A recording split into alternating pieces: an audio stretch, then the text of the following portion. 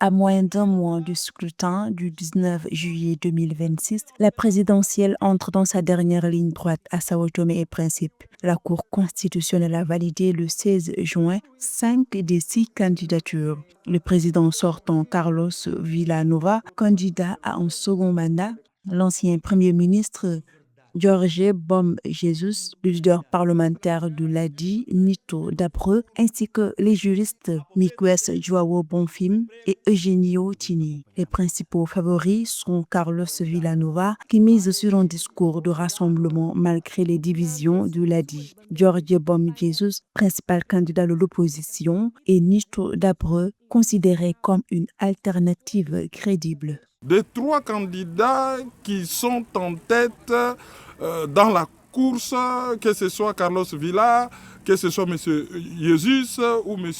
Abreu, personne n'émerge si ce n'est le président sortant qui domine d'une courte tête. Le président sortant va peut-être venir avec un discours rassembleur et l'expérience qu'il a eue à la tête de l'État. Et quand on dit rassembleur, c'est déjà par rapport aux divisions qu'il y a à l'intérieur de son propre parti.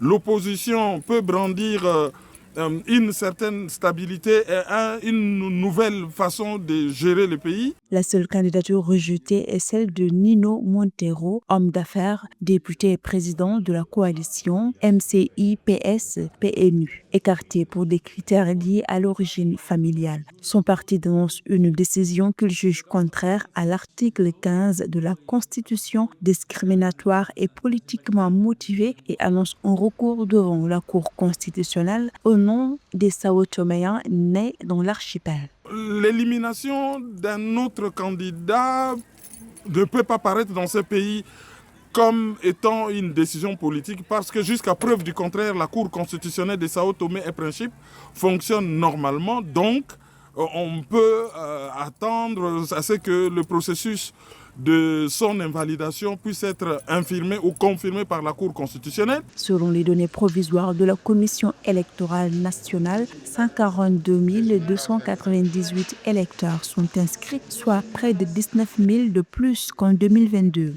Le corps électoral comprend 121 771 électeurs sur le territoire national et 20 525 dans la diaspora.